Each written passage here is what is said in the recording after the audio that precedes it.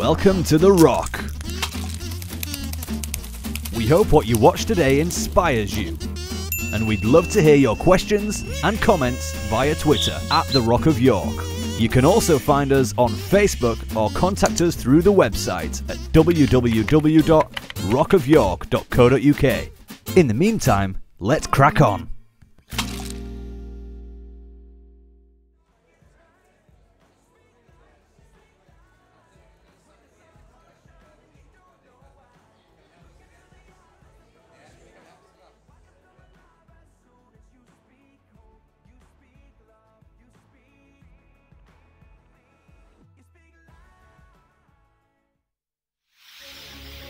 Wake up. Everyone is looking for a convincing story that gives them a sense of purpose. We have one. People are precious. Your life counts. You can thrive. When we know who we are, we know what to do. We believe in new beginnings and second chances. In a joy that overcomes. In a love that endures. We are participating in the restoration of all things. God is love. God is on your side. God keeps no record of wrongs. God is in you. Jesus reveals God's heart. Jesus offers us a revolutionary way of living that we are choosing to follow. We enter this sacred space through faith, hope, and love. Faith is your decision to place your belief and trust in the goodness and faithfulness of God. Hope is the confident expectation that the last word has not been spoken. Love is felt, received, and done. We have been to hell and back and found it's not there, and discovered heaven is where we begin. Welcome to our house.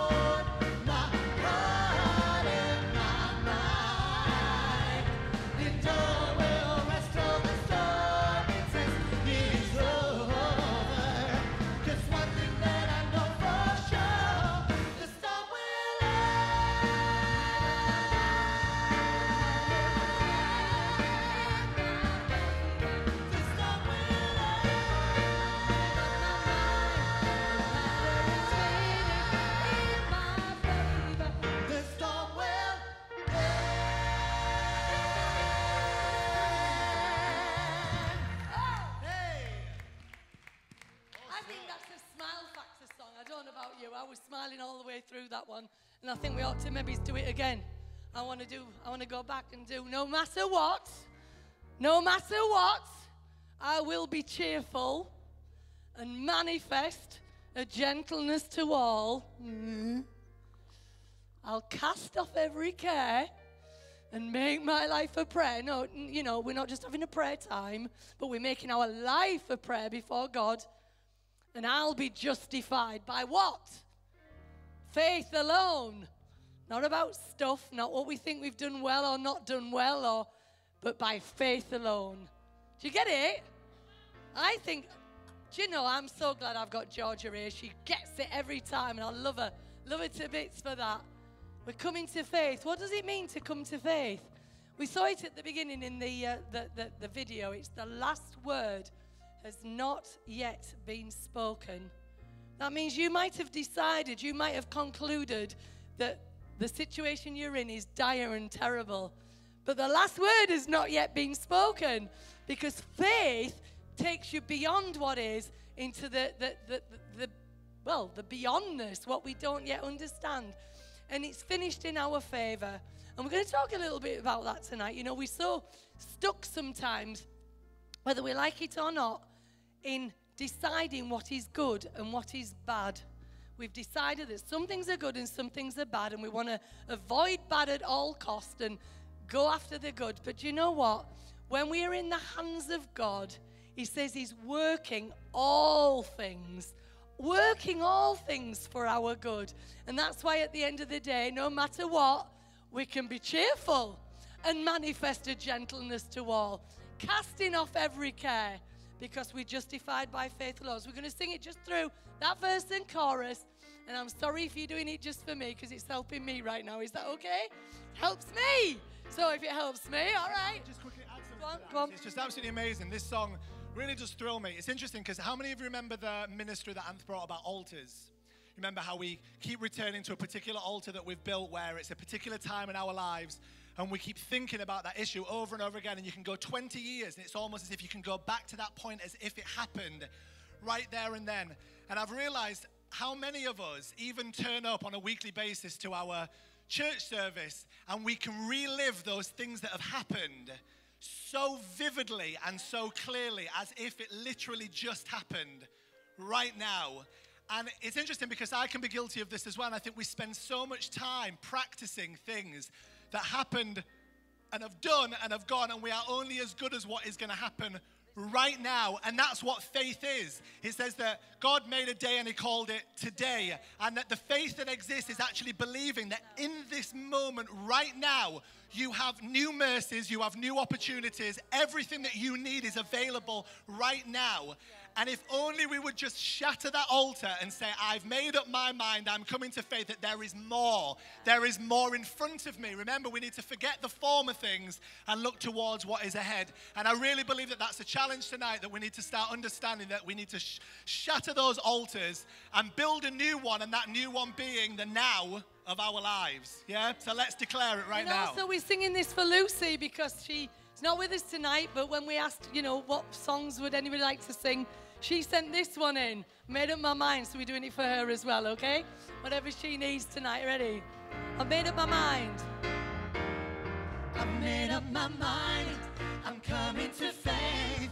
The matter is finished in my favor. And the peace of God will guard my heart and my life. And all will rest till the stormy test is over. 'Cause one thing that I know for sure, I've made up my mind. I'm coming to faith. The matter is finished in my favor.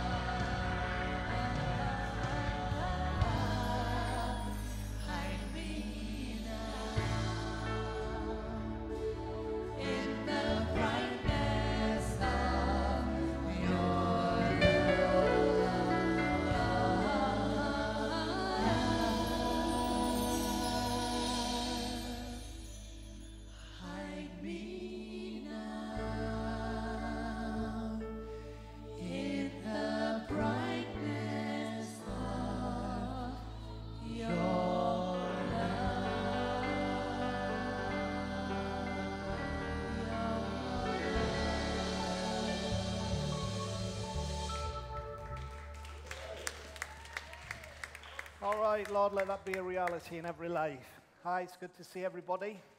Shout out as well to everybody who's watching us on holiday. I know you do, and enjoy yourself, and great.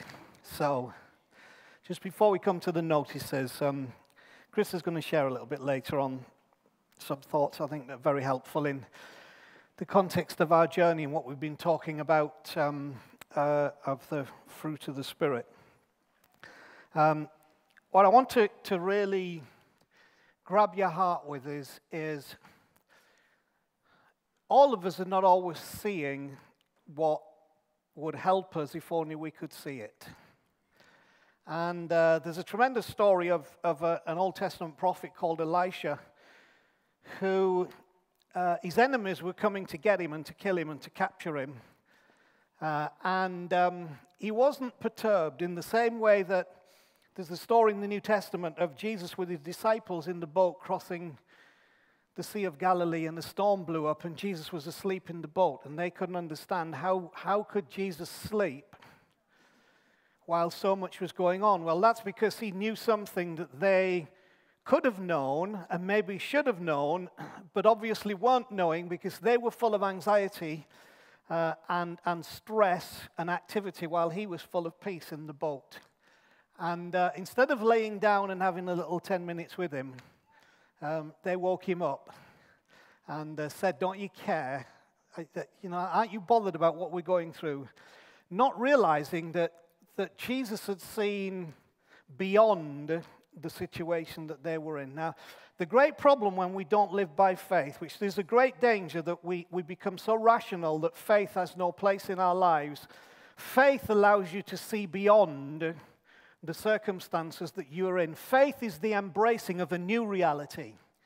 So there is the reality of the storm, but faith embraces a new reality. The new reality is this is not the last word, this is not the end. This is not the finish of the story. Jesus is in our boat.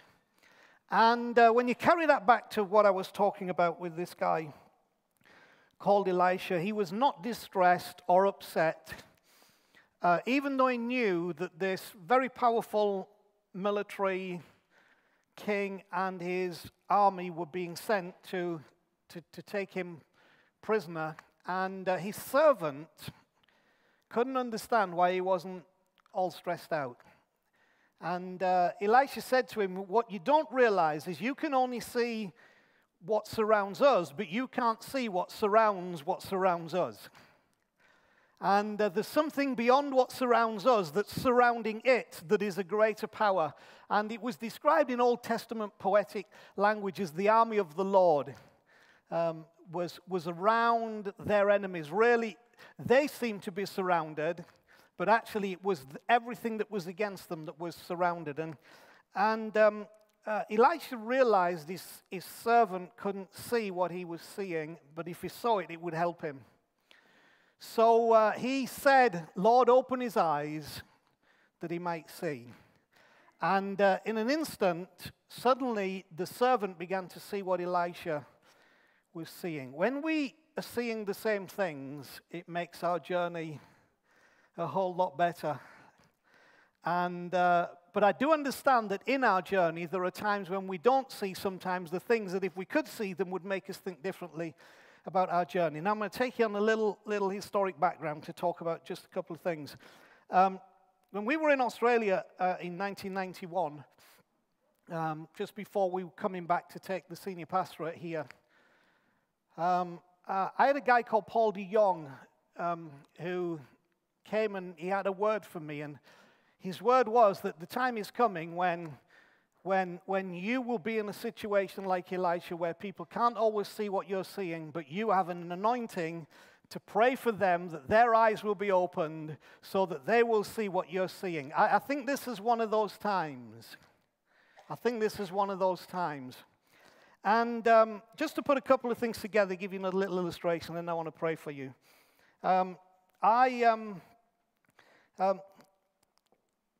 When we speak, preach, bring a message in this house, I don't know if you ever think, how do you choose that? Well, I would say the truth is 99.9% of the time, I don't choose the message that I'm going to speak. I feel the message chooses me. It's the other way around. It's like it says, preach me, talk about me. And so I am very confident that when those things are delivered, they are something, it might not be delivered perfectly, and I might not be the best vessel to do it. But I do know that it's an echo of what the Spirit of God himself, God's own Spirit, is actually saying, speaking, doing, feeling. And so I want you to be aware of how things are tying together, because I shared with you some weeks ago that I really believe is the heart of God, which said, forget the former things. Don't dwell on the past. See, I am doing a new thing. Behold, now it springs up. Or in other words, behold, the word's about seeing. God is wanting you to see that there is a new reality that is happening for you, for us, in our city, in the world. There is a new reality if you will behold it. But the way to get there is you have to forget the former things and don't dwell on the past. We are on a quest. That quest takes us away from dwelling on the former things and relying on the past into what it is that God is saying. Now, I also picked something up some years ago from someone that I respect that I heard speaking, because someone had asked him, said, that's a great message. How long did it take you to prepare that message? And what he said, I have embraced, and it's part of my heart emotion, which is that now if you were to ask me, how long did it take to prepare the message that you brought last week, I'd say 61 years. Because it's not a matter of picking something to talk about and then sitting down and doing some research and then saying, I'll talk about this because this is pretty good and I can show I have some expertise on this. It's not about that. It's about the issue of saying something that is a culmination of the whole of life up to this point, the influences. And those influences very often mean the pains, the difficulties, the challenges, the failures, the weaknesses that push us to a new place in God. But faith brings us to a new reality. And I believe that we're living in a new reality. And so, in line with that, I know that what we've been sharing with you is not just words. And I want your eyes to be open to realize that we are being led somewhere. So, it's been fascinating that I almost never see or bump into people that used to be part of this house. Don't you find it fascinating that you can go 5, 10, 15, 20 years and never actually bump into somebody or see them? What's been fascinating is that in this last 3 weeks, the number of people who have formerly been part of this house, and for whatever reasons are not, how many of us, particularly the guys on staff, have bumped into them. It's uncanny. It's phenomenal. It's absolutely just crazily ridiculous how these things are happening. But I'll tell you why it's happening, because first of all, there's a lesson that we forget the former things. We don't dwell on the past. So whatever our reasons for those things are not part of what our future is, and they are not an influence. And here's why it's important, because all of our guys who have met these people have had one immediate response: kindness, love, generosity, hugging, blessing, caring for. And I'm pleased about that, because it shows the journey that we've made. Some of those departures were not pleasant, and some of them have been quite destructive, but there was love and kindness. Why? Because we are walking in the forget the former things, don't dwell on the past. I'm doing a new thing, and God is doing a new thing, and I hope that many, many people will rejoin our journey and be part of what it is that God is doing and be blessed by that. Now, to show you how spectacular it is, the stuff that's happening, I got a letter, an email this week through Amy, through the office, from a lady called Regina McCullum. And Reggie sent this email and said, I hope this is the right place. I think it is. We found you online. Is this the Anth Chapman who, we met 19 years ago in Florence, Kentucky, because he was the youth pastor? Is it more than that? That was when we first met. I think the last time I met them was nearly 20 years ago.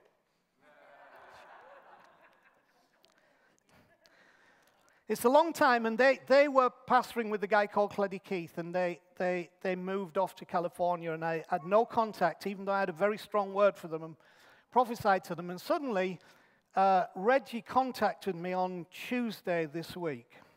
Now you say, well, big deal. But on Tuesday afternoon this week, I was having the morning off, and I was working. It had got early afternoon, and I was doing a little job at home out in the garden, and all of a sudden I thought, I wonder where Dan McCullum is. I wonder what's happened to Dan. I wonder where he is. I wonder what Dan McCullum is doing. Now, Dan McCullum is Regina's husband, who, while I'm thinking that, Regina's writing the email saying, why haven't we had contact? We should have done. It's our fault. Can we have contact again of somebody that I haven't thought about in a decade and a half? Suddenly, as I'm thinking about him, she's writing the letter. How many of you think some of those things just might be driven by a power that is bigger than ourselves? That there is a circle outside of our circle, that there is a power beyond our power, and that as we begin to receive those things by faith, it causes us to walk in a new reality. I believe there are relationships and blessings and favors and leadings and helps that God is bringing in this house, on us, on you, that I want you to be part of.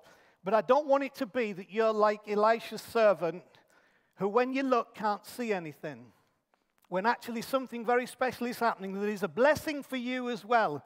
Because all that was happening to Elisha, Elisha's servant also got the blessing and the favor of all that. And I'm believing for that for you. So we're on an amazing quest.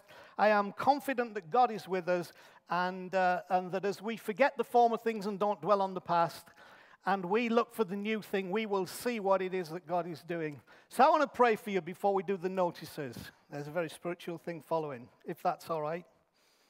I want to pray that your eyes will be open. I want to pray that you don't miss what it is that is happening.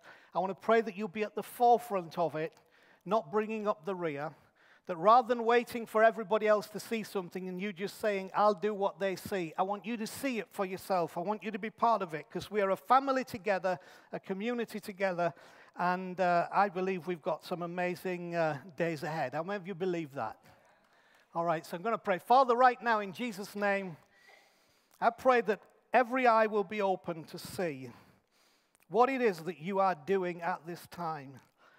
I pray that through supernatural encounters, just ridiculous, amazing events, and just by absolute, just a spirit that is alive, that everyone in here will begin to see what it is that you are doing in their lives, in our lives, as we walk together and as part of your greater kingdom. I pray in Jesus' name right now that eyes will be opened and we will see, because we know that you are with us, and we know that what you have ahead of us is great, and that our latter will be greater than our past. So I'll pray that over you in Jesus' name. Amen. All right. So we've got a few notices here. So you don't have to sing yet. Joel doesn't have to come up yet. All right. Let me just quickly run through these. Okay, if you haven't done a welcome card, please fill one in so that we can communicate with you. I'm going to keep this fairly short. Okay, the Wonderland event started yesterday. It was fantastic. It was a sellout. Yesterday afternoon, yesterday evening, the guys, Chris and Connie, didn't get home till 1:30 in the morning. So it was a very long day, but very powerful and effective. And we're almost sold out of all of the ones that are coming up. So we have a few tickets left for next Friday afternoon and the 1st of September afternoon. Okay, the evening ones are done. So if you haven't been, talk to somebody who's been, but you need to get in there. It's absolutely brilliant. Okay, Wednesday we'll be here. We weren't here last Wednesday, but we will come in Wednesday. We'll do something. We've got it down as a lab, but we'll decide how we're going to approach that this Wednesday with people away and on holiday. A couple of clothing things. Clothing outlet is closed on Monday, so if you know people who are part of that, it's closed Monday. Also, Priory Street's closed tomorrow for the York 10K run, so don't try and get in here to park because you won't make it. And if you do get in very early, if you just manage to get in, you aren't getting out, okay? So tomorrow, remember, Priory Street's closed in the morning. We'll do the other Micklegate events next week. Okay, one more important announcement. Pillars is not on next week. We were going to do it, but we're very short-staffed, got a lot of people away, so there's no Pillars breakfast next Sunday morning. That's cancelled, and we'll look how we go again when we get after the summer. Okay, so there's one more thing from Joel. We're going to do the pay it forward at the end, so if you could be ready when we do the song at the end, we're going to pay it forward and give our offering, but Joel's got a little notice.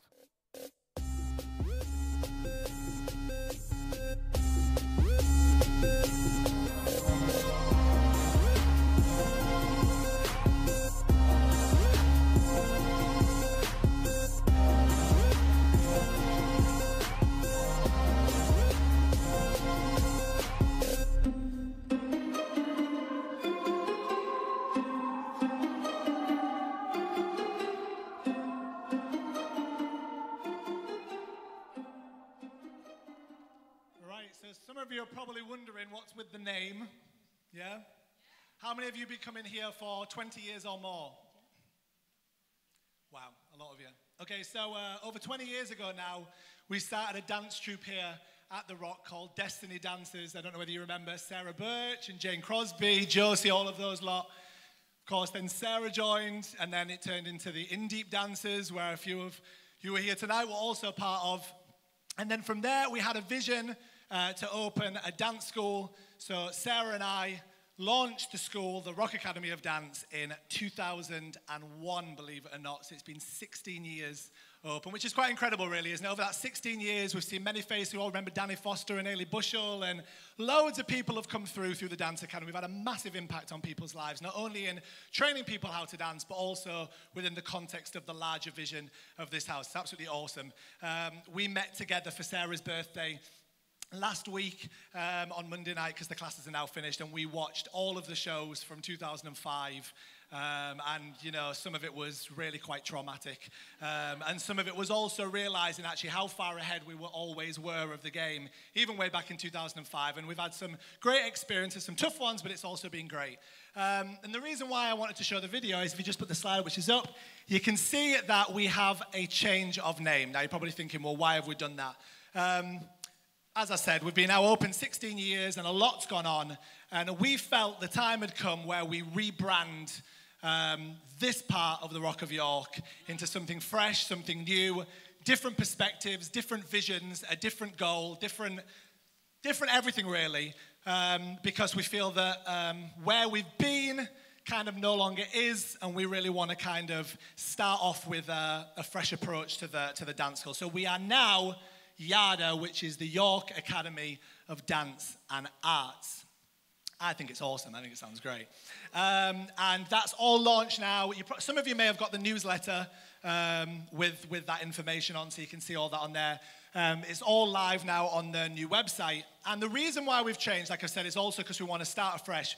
But secondly, some really exciting news is that Connie will now be coming on board teaching at the school, which is where the arts part is, because she's going to be teaching theatre, musical theatre classes as of October, which is so incredibly exciting, and we just can't wait to have her on board. I think we should definitely clap that one. And that goes along with, which I don't want to fail to mention, Sarah is still a massive part of our team, and she has been for years and years and years, as well as the house. It's absolutely incredible. We're so grateful. We have Amy, who's not here tonight. Amy has been part of us for years, absolutely incredible. And then, of course, we've got Jared on the team. We also have Claire, who assists us. It's absolutely great. We've got an amazing team of people who are working towards building an incredible school in the city of York. Now, on saying that, some of you in here might not think that the classes are for you. You might think it's an external thing. But the fact is, we are also here for you. And we offer lots of different classes throughout the week. And like I said, the musical theatre classes are going to be for, I think it's 6 to 11s, which is a kids class, or 6 to 12s. And then it's going to be 13 plus, including adults. And that's going to include singing, dancing, acting, the whole lot. Now, you may know people who are looking for some musical theatre class, or you yourself might have always fancied trying doing something like that. Please do sign up. You can sign up online. You can ask me about it. Send us an email. One of the other things just before we sing, rather than doing a yearly show now, which I know a lot of you will have been to our yearly showcase, we've done 12 of them, we really feel like we want to bring dance back, which is how it started, into the whole. And we really feel it's a great way of inviting family members and friends to an event held by us. So therefore, what we're going to be doing is we're going to be doing 10-week terms. And at the end of that term, we're going to be doing a concert-style show on the Saturday night where it'll be music, we'll have some talking, but also the dancers will be able to present the work that they've been doing throughout that 10-week term, which is going to be really exciting. So you're going to get to see a lot more of us and all of our great, crazy ideas, which is going to be amazing. So we can't wait to show off that stuff. So there you go. So please go online, have a look at what we're offering, and get in touch with us. Yeah? Cool. Thank you.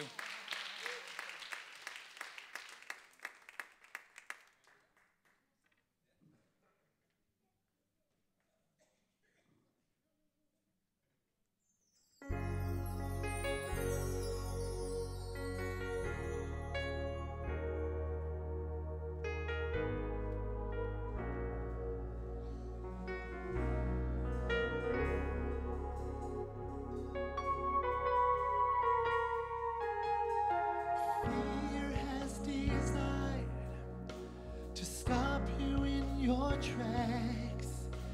It keeps you from moving forward. It keeps you from standing back. But the Spirit God has given empowers you with boldness and faith. So with confidence move forward, with dignity and grace. Be encouraged by the one who overcame, giving you this promise. We can do the same. For God has not given us the spirit of fear, but love and power and a sound mind. With faith and grace, we can endure all things. For in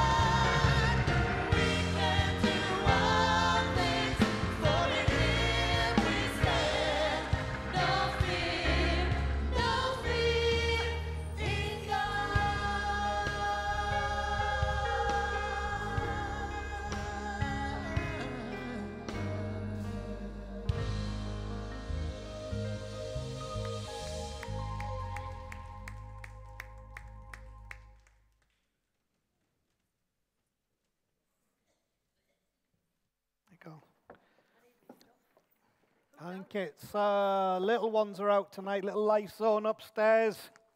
Okay. And give you up for Chris. Yeah. Use this one. Use that one.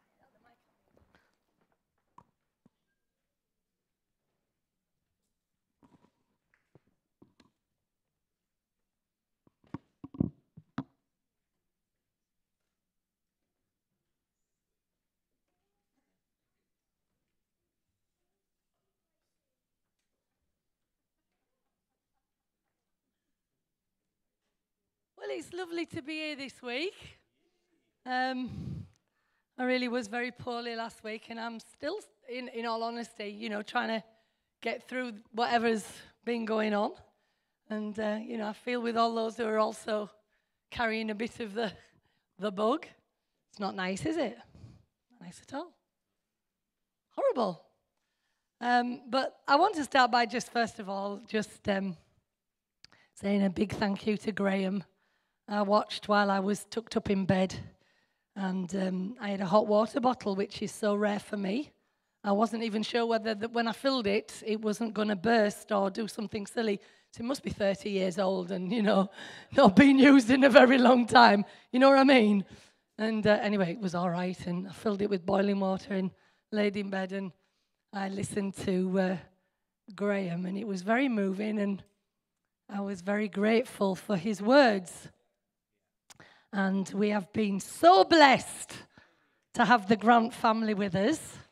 And we are wishing them on their way, but they are not gone from us because they are part of us. And that is the spirit. And I am so very, very grateful for that.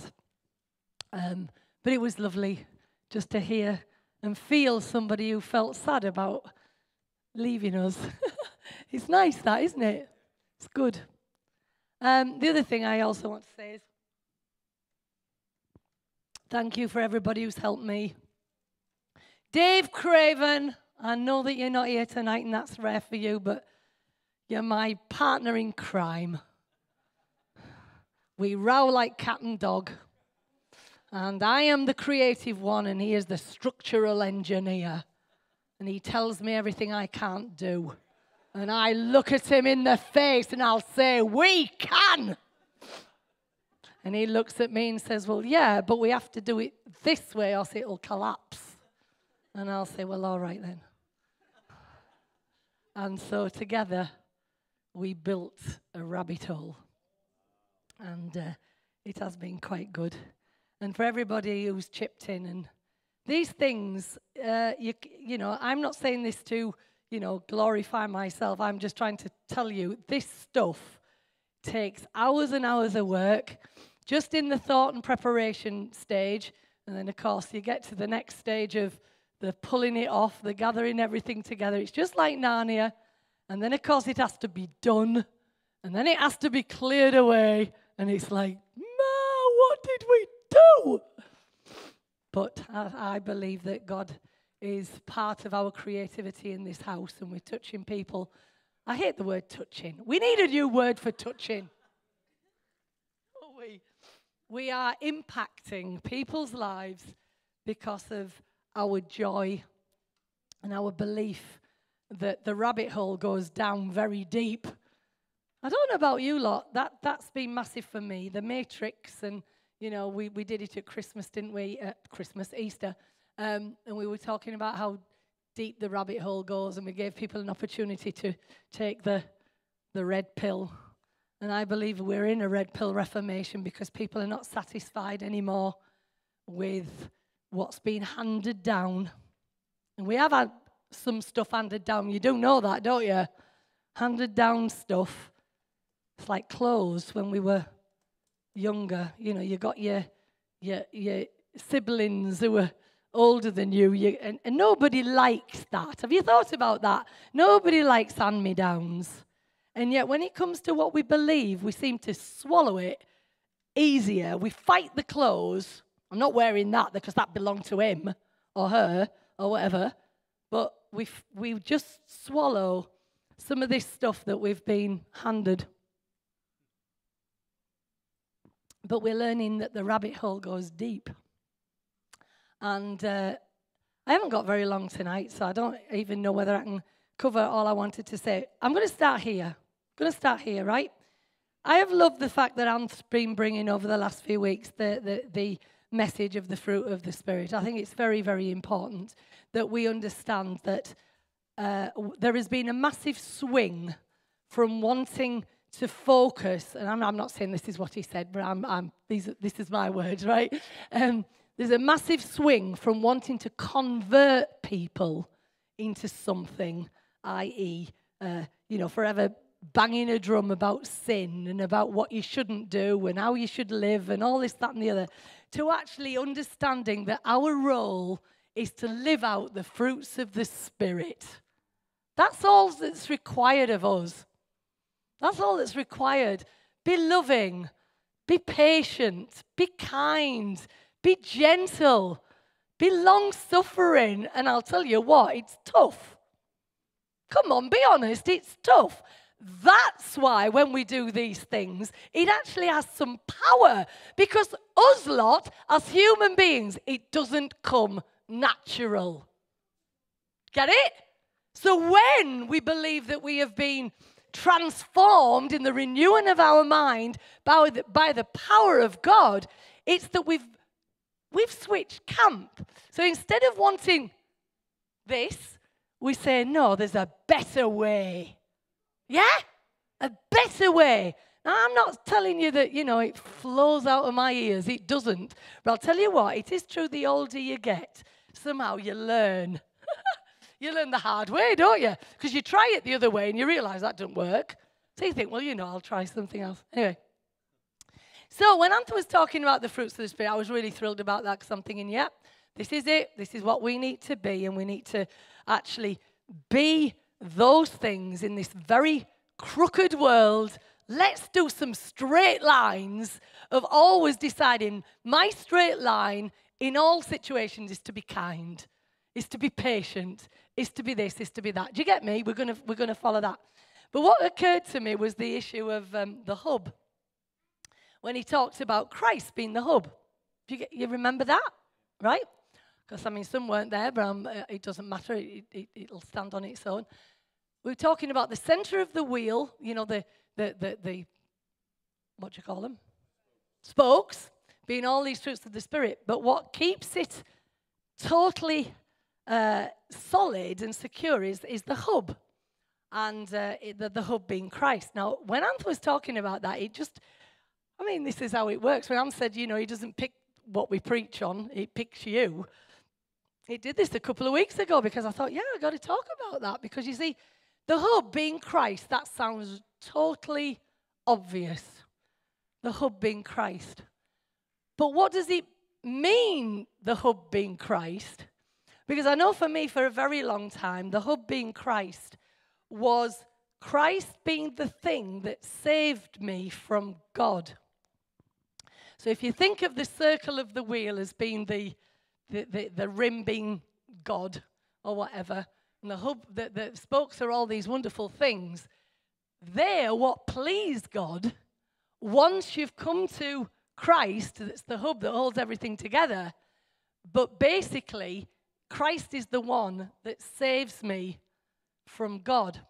And so that's a very different way of viewing things. Now, some of you have never heard of that before, but this was my view. So when we talk about Christ holding everything together, he holds it together because without him, I can't please God.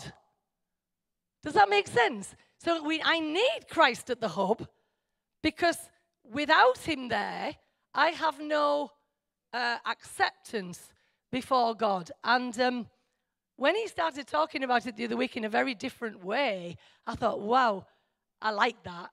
Because I don't want that idea.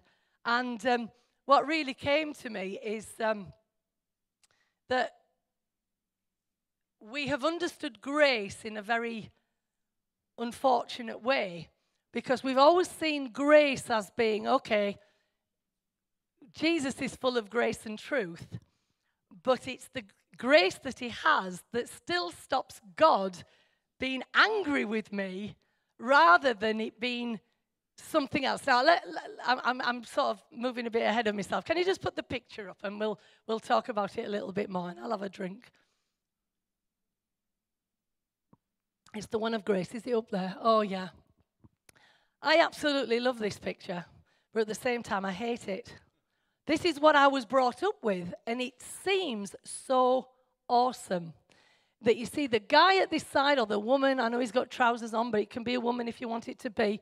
We're at this side of this cavern or this great abyss. And the other side, this tree, which is sort of representing the tree of life or God or whatever. And we can't get across. And ultimately, grace in the middle is what allows me to bridge that gap. Now, it all sounds very beautiful, but the point is this, it's a bit precarious. Have you looked at it? Just for a minute, start to think about even getting across to the top of the G. And then from the bit you go down to get onto the top of the R, and look at the gap between the R and the A, and the gap between the A and the C. Now, I know it's art, and please don't misunderstand me. I'm not trying to be unkind. It's beautiful. But what it suggests is that it's precarious. That somehow grace, which we're saying that is the hub of our Christianity, is what allows us to get to God. But do you know what? Anything could just hit it. A blow of wind or whatever could blow different doctrine or something that would come along, or God forbid we make a big mistake and we fall and that grace suddenly comes tumbling down. Now, what I have really understood, that is my understanding of grace from a humanistic point of view, because that's how I think. Okay, if somebody's upset me or there's a problem, I bridge the gap with some grace, and sometimes there is a bit of a gap and it's a bit precarious. But I've actually allowed God to be that to me when it actually isn't the truth. And a few years ago, I preached about the fact that what Jesus did was not fill a gap. He actually obliterated the gap. Now that is what I now understand. So the hub, I know I'm mixing metaphors here, of Christ being the hub is not anymore what holds things together in order that I might just please God by those fruits of the Spirit, love and kindness and whatnot. No, He is the one who holds it together, because He Himself is the personification of love, and that love which He is allows me to operate in love, which are the fruits of the Spirit. Is that clear? So, I don't like that. I like it as art, but I don't get it in the context of the understanding of it. You see, because what we have, our understanding becomes that Jesus is the grace of God that is given, and so God has grace for us. But in fact, He doesn't have grace. He is grace. That is very, very different. Do you get that?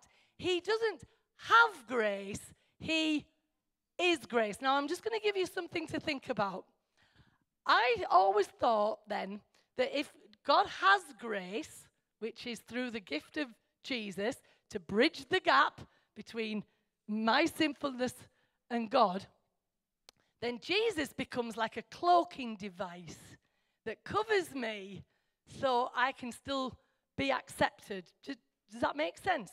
But in my own self, I am still not accepted. Without that cloaking device of grace, I am still terrible. God forbid that cloaking device moves, because suddenly I'm exposed. Have you got me? You see the picture?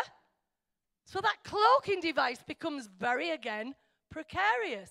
Instead of actually, if God is grace, it means that it's an attitude that He is, not attitude that He it's an attitude, an essence of his being, which is this, and I'm just going to put it nicely for you. Grace is God's non-retributive attitude towards failure. Do you want me to say that again? Grace is God's non-retributive attitude towards failure. Isn't that amazing? And it's not something that he switches on when he feels like it. It's his default setting. It's who he is. Is that making sense? Fabulous. So for me now, you see, the hub, which is Christ, is not something that's saving me from something out there which I can't attain. It's something that's actually obliterated the gap. The gap can never appear just by some sudden earthquake. You know, it's not going to suddenly appear again and I'm going to need something. The gap is obliterated and I am totally at one with the Father. Now, I just think that's a lovely piece of information. Don't you? Right, next thing. Get rid of that. Let's put this next thing up. Anth was talking about this, and I thought this was interesting. Well, he wasn't talking about this. This is my idea. Sorry. He said he was talking about how we know about the Spirit. And I said this to him later on after he'd preached. Isn't it interesting that when we talk about feeling Spirit, what is it that we gravitate to? Be honest. It's negative. Always. You tend to feel the off, not the on. Think about it. Walk into a room, he said it. If a couple have been rowing like cat and dog, you walk into a room, you know it.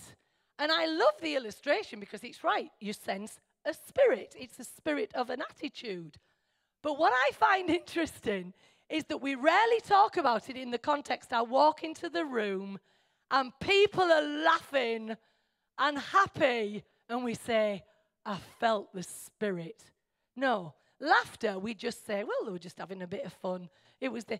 We don't associate that with Spirit. Have you got me?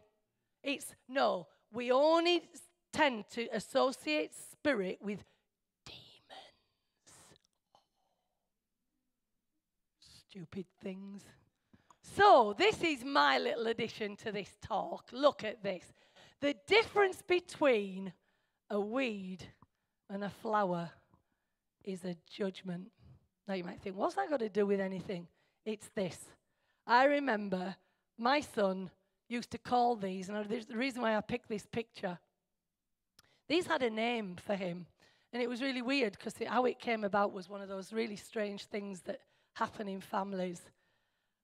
Outside, down the thing down here, there was a load growing, and I'd picked one up, and I was doing the very bad thing of blowing it to just, add a few more lovely dandelions to the, And I was talking to somebody else at the time, and as I blew it, I shouted, well, it's okay. The Lord is with us.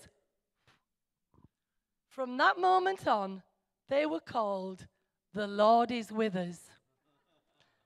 That is the truth. I'm not making that up. Absolutely the truth.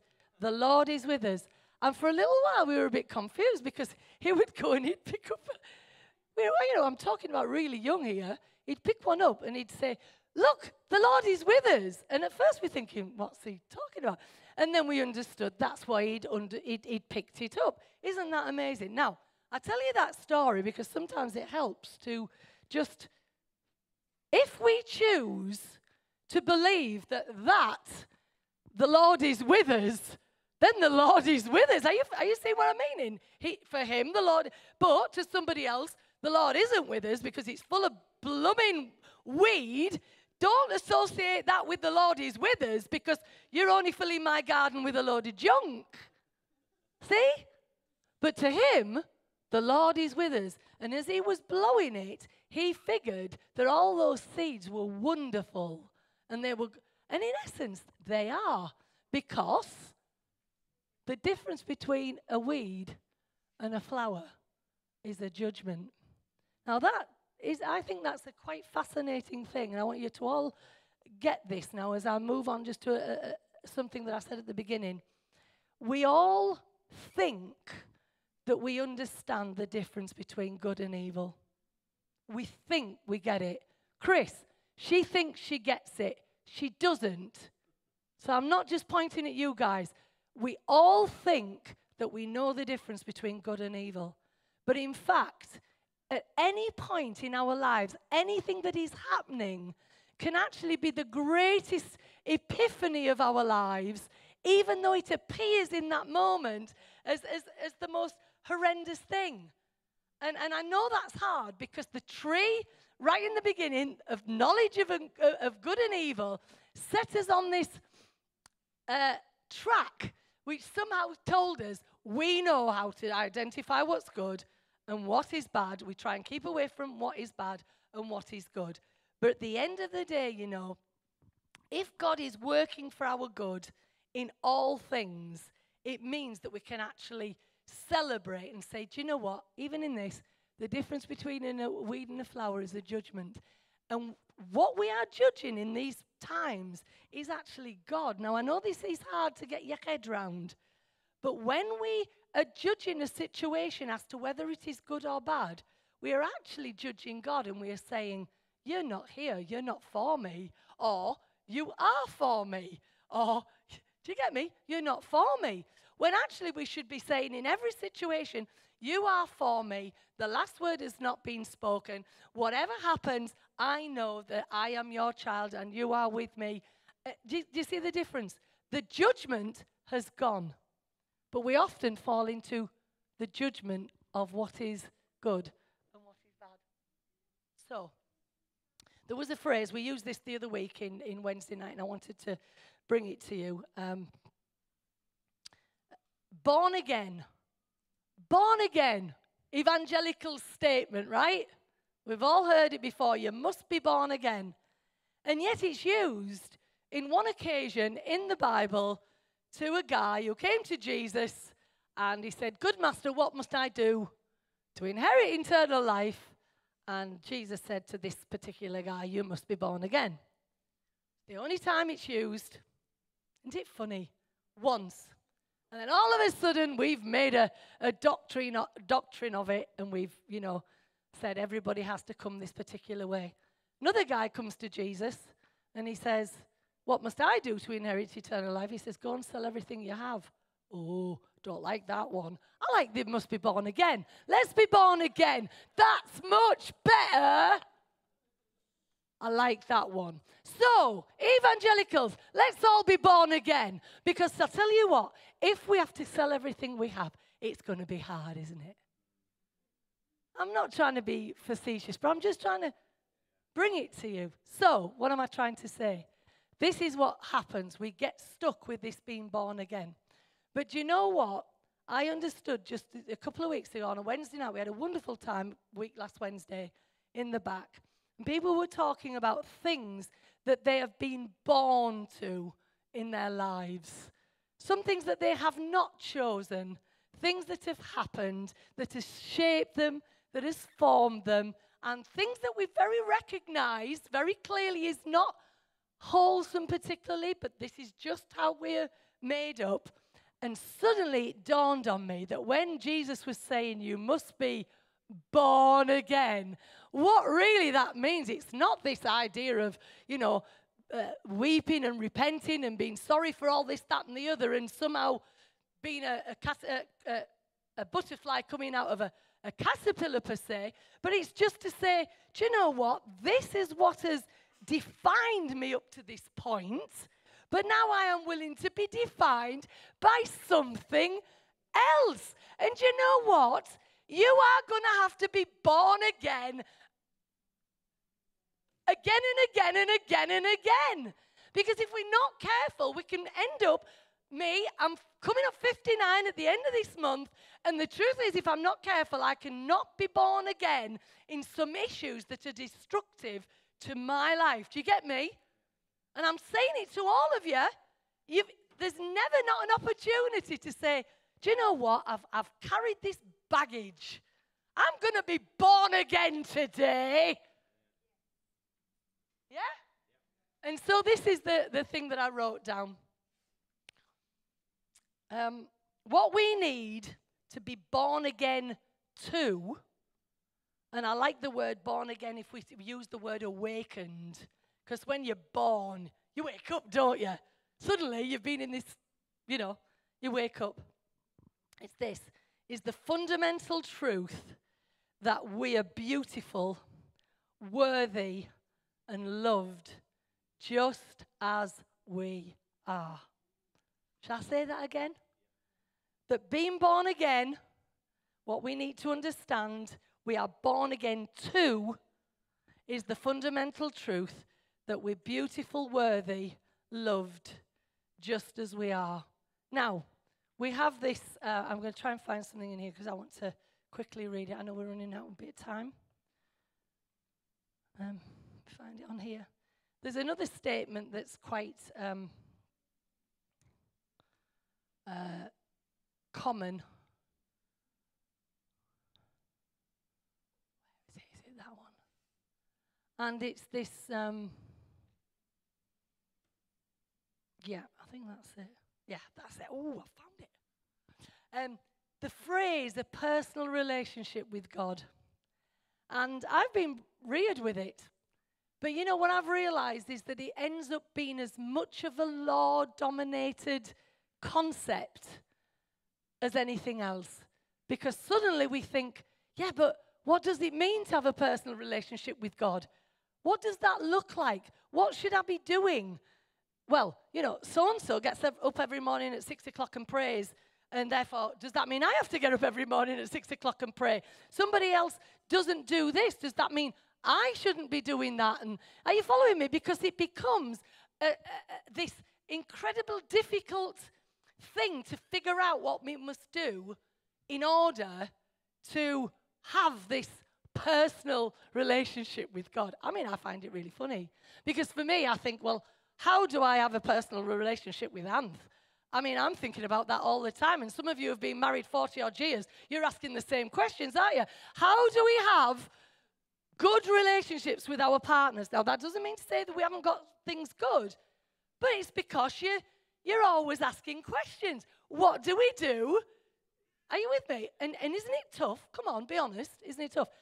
Then suddenly we apply that same principle to the God of creation, and we've made him into a humanistic form that we're trying to figure, oh, I'll tell you what, if I do this, he'll be happy. We're back to the spokes of the wheel. Have you got me?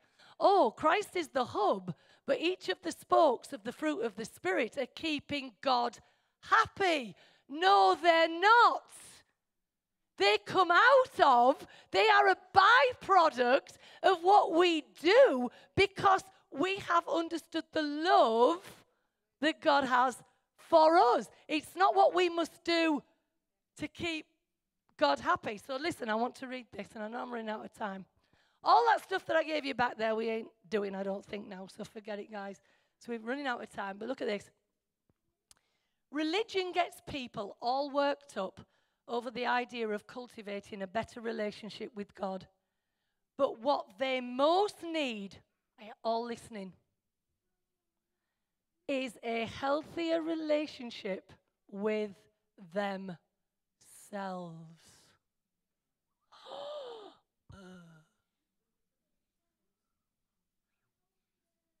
People are suffering every day, not because of a deficient relationship with the deity in the sky, but because of a dysfunctional relationship with the person in the mirror.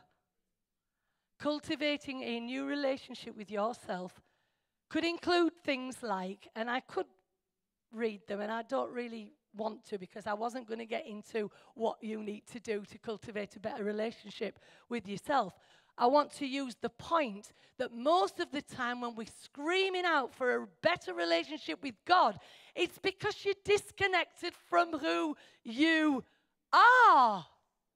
And if you know who you are, worthy, loved, just as you are, like I said a minute ago, fundamental truth, beautiful, worthy, loved, you will not have a problem looking at your face in the mirror.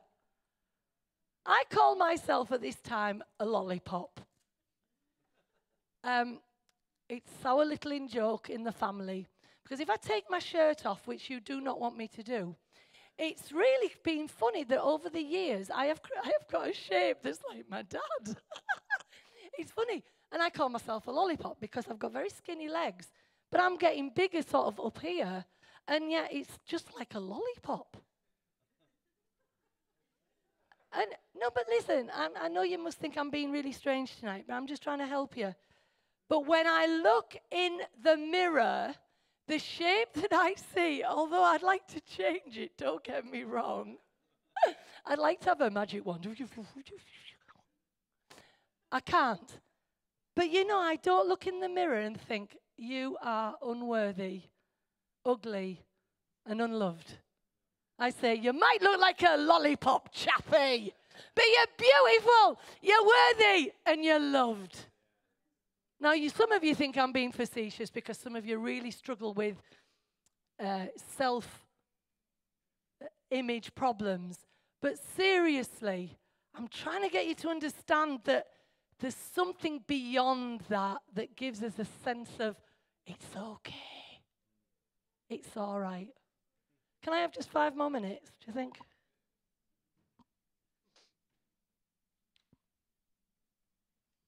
Right, I might just show you those things, right? Right. Let's put the first serenity prayer. Who knows the serenity prayer? God grant me, let's say it together, the serenity to accept the things I cannot change. My lollipop, yeah? Lollipop. That I cannot change, the courage to change the things I can, and the wisdom to know the difference. Now, I've learned something. I thought the Serenity Prayer was written by Francis of Assisi, but it wasn't. It's this man here, Reinhold Niebuhr. There you go. Did you know that? I didn't, but the Serenity Prayer is quite knowledge. You know, people know it, don't they? Do you know what's really interesting?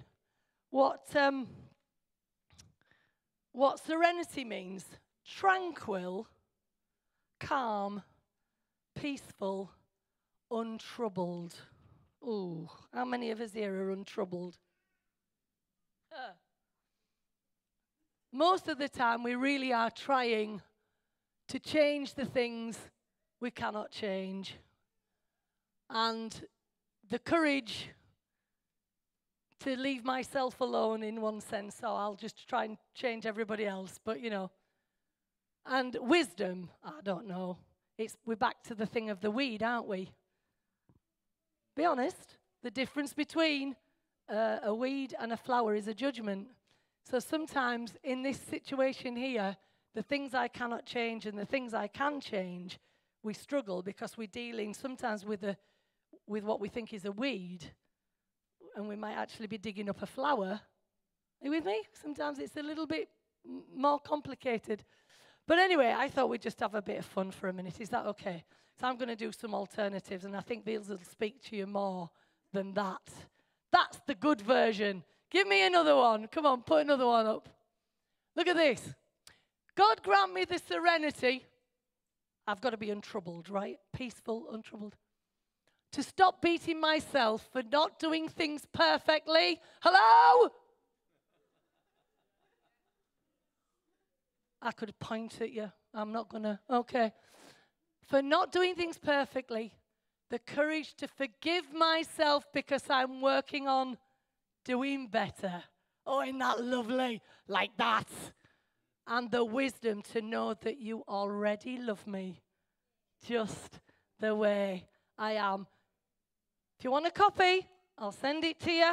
I've got it on my phone. That's a nice one, isn't it? Who wants that one? Come on, who wants that one? Come on. Right, next, please. I like this. God grant me the serenity to accept the people I cannot change, the courage to change the one I can, and the wisdom to know it's. Whoa! All right. I like this. Author unknown, variation. I like that. He should have been more known than the other guy, don't you think? Right, moving on. I like this one. Lord, grant me the serenity to accept stupid people the way they are, courage to maintain my self-control, and the wisdom to know that if I act on it, I'll go to jail.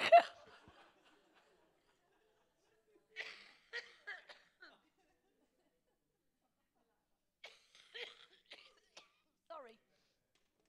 That made me laugh. Because I wondered how many times we just didn't do things because I might just go to jail. Sorry, that shows what's in me, doesn't it? Right, I like that. And I like the fact that it's grumpy. Shut up, I'm still talking. I like that. Okay, another one. And I love this. This is for you wonderful young older people, okay? God grant me the senility. Not serenity, but we can have that as well. To forget those people I never liked anyway. The good fortune to run into those I do like. And the eyesight to tell the difference. Amen. And I think, do we have one more? Or is that it? Oh, and I love this one. Lord, grant me the serenity. Remember, I've got to be untroubled, peaceful, calm, to accept the messy state of my house is in, the courage to start cleaning, and the wisdom to not let it get this way again. See, what I've done here, all I want to do is put it into some normal language. See, sometimes this is what the Bible fails to do for this modern generation. Put it in language we understand. Yeah? Is any of this resonating with you? Okay. Next. And shut your eyes. All those people will be offended with this one. This is for all you women who are struggling. God, grant me the serenity to accept the man I cannot change, the courage to change his ways when I can, and the wisdom to know he's not trying to me off on purpose. Yes, he does. It works. Shall I read it the other way around? Would that help? Yes. God grant me the serenity to accept the woman I cannot change, the courage to change her ways when I can, and the wisdom to know she's not trying to annoy me on purpose. Fruits of the Spirit. Fruits of the Spirit. Just want it to become modern language to us. Fruits of the Spirit. The hub is Christ, but Christ is not keeping you okay with God. There is no gap. There is no problem, but the spokes are not what we do to please him. It's what comes out of us because we are at one with him. Do you understand? Okay. I think I'm about done. Is there anything else I need to say? Yeah.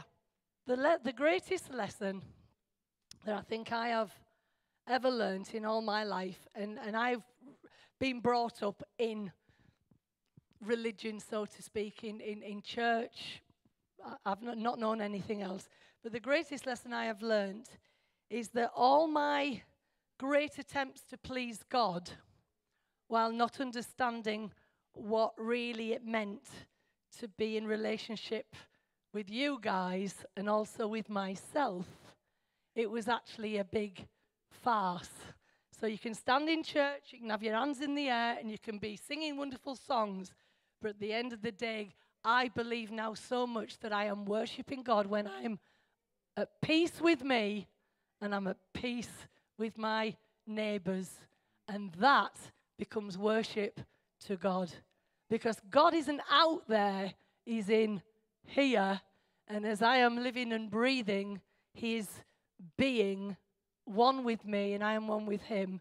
And that's why we need the wheel to have point of contact with the ground, the hub being Christ, that wonderful personification of love, not a sacrifice that appeases God, but it's the wonderful personification of love that actually allows all those fruits of the Spirits to flow from us. So I'm going to leave it there. I hope that's helped tonight. And if you want any of these Serenity prayers, you can come and get them from me. All right. Thank you very much. Thank you. Okay, we're going to do one song, and then we're going to receive the offering tonight, pay it forward, so get ready. If you've got your envelopes ready, you gave. Thanks, Chris, for that. Oh, you're going to do it? All right, that's fine. You say nothing. Yeah, we've got Ethan. Okay. I have made it very public that I've thought a lot about things like prayer. And my ethos in prayer now is not what are my words saying to God, but what are my words saying about God?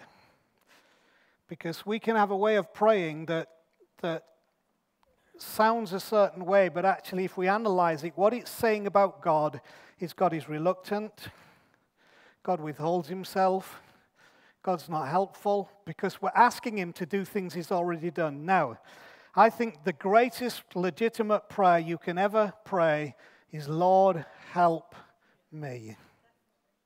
Lord, help me. The most powerful prayer I ever prayed was at the darkest moment in my life when you suddenly realize that you've splurred out all these words when you were just in normality. And then the rubber hits the road and you are staring down the barrel of a gun. You are looking disaster in the face. You don't know how this is going to work out. And I prayed the most powerful prayer that I've ever prayed in all my life. And I've been in church since the week I was born until now. So I've heard them all. I've prayed them all. I've repeated them all. I've prayed in King James English, modern English, with rich people, poor people, nationalities, done it all, but the most powerful prayer I ever prayed in my life was that moment. And my prayer was this: Lord, help me, I don't know what to do. And do you know what? He hears our prayer, he hears our cry. And because we're already accepted and loved and how God sees us, actually, if we would just settle into that. Our Riley's most common thing to me now is, will you help me, Grandad? It's the most common request. Will you help me? Now, it's usually some game on the iPad that I haven't a clue what I'm supposed to be doing. And no matter how much I tell him, I can't help you, he doesn't believe that there's any possibility that I can't help him. Because his view of me is, Grandad can help me and I need help. Now, I can't help him, but let me tell you something. In the game of life, in all the stuff we get locked into where we don't know what to do, our prayer to God, God help me, is a lot more powerful than Riley's prayer to Grandad, Grandad help me, because he does know what to do, and he's ready to do it. And in fact, most of it is already done before you ever said, Lord, help me. It's already done and ready for you to walk into. So I want you to receive that and embrace that tonight on the back of all that Chris has said. Father, right now I pray, Lord, help me. I thank you that you hear the echo from every heart right now. I know there's many hearts that are saying to you in the middle of so many trials, Lord, help me. Thank you that you've already gone ahead of us. You've already prepared a way. And that our Lord, help me, releases into a dimension where we are allowing you to be who you are, because we have said, I can't fix this. I'm not the answer to this, but I know who can and I know who is, and that's you. So Lord, as I pray, Lord, help me, I release that for so many hearts and lives in this house.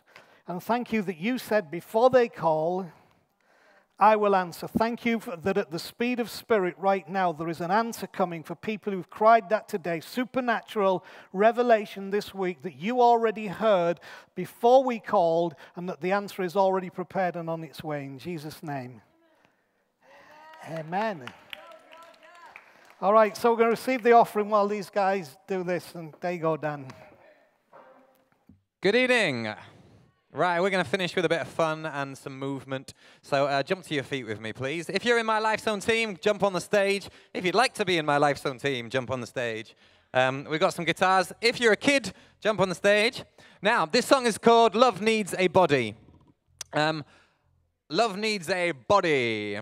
And you are a body for love. The reason we want you to love yourselves is, one, do it for yourself. Love yourself for your own benefit, that when you look in the mirror, it feels good. But also, I want you to love yourself for me. Because when you love yourself, you make the world such a nicer place to be. When you love yourself, you are going to love your kids way better as well. Now, this song is all about how we need hands. Show me your hands, everybody. Very nice, Elliot. We need mouths. We need lips. We need ears. We need everything. Now, you might be a different part of this body that we are doing, but what we're doing with this church is, and the whole of the Rock of York, we are building a body that is loving our city and loving our world, and you are an essential part of that. So get up, wiggle your bum, and join in. Are we ready? Oh, here we go. Oh, by the way, part of the reason we're doing this song tonight is because Ethan has had quite a journey on the drums, and he's a great little drummer. So this is his last Saturday, so Ethan, let's have some bass drum. Come on, help Ethan out. Hands up, hands up, hands up. Come on, everybody.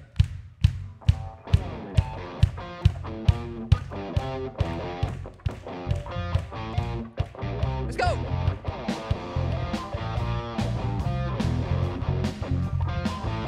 Okay, follow me. Love needs a heart in which to beat. Love needs to move, so love needs feet. Love needs some skins to give me 5. Love needs a pulse or it isn't alive. Okay, sing along. If we're gonna change the world, a thought will never be enough. Love needs a body, will you be a body for love?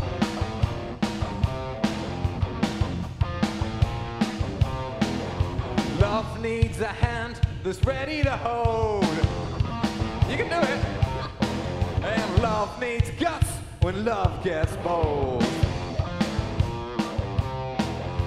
Love can change all we see, but love needs you and love needs me. Okay, sing along, come on. If we're gonna change the world, the thought will never be enough. Love needs a body, will you be a body for love? I could be a body, you could be a body, we could be a body for love, love, love. I could be a body, you could be a body. Right, hold it, stop. Okay, I can't do actions great tonight, as you found. So here's how the chorus goes. It goes, I can be a body, we can be a body for love, love, love, love. Give yourself a hug. That's the first step of loving oneself. I can be a body. Oh, come on, you can do better than this. I can be a body. Very good. We can be a body for love. Let's hit the chorus. 1, 2, 3. I can be a body. Oh, yeah. We can be a body for love, la, la, la. I can be a body. Yeah. We can be a body for love. Verse 3, here we go. Now love needs lips with something to say. And love needs legs that don't walk away. Love needs a back to carry home. All those that love knows can't make it alone. Here we go, sing along. If we're gonna change the world, a thought will never be enough. Love needs a body, will you be a body for love? Okay, I think you know this bit. I could be a body. We could be a body for love, love, love, love. I could be a body. We could be a body for love, louder. I could be a body. We could be a body for love, love, love, love. I could be a body. You could be a body. We could be a body for love. Go on, Ethan. Woo-hoo.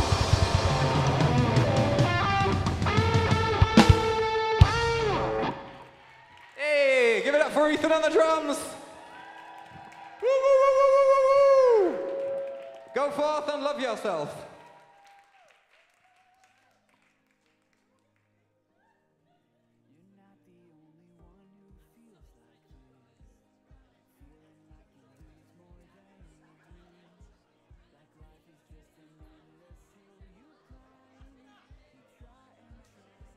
Thanks for watching.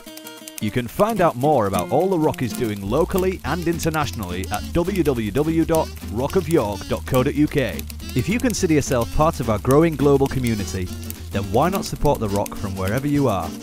Just hit the donate button on our homepage to help us help others.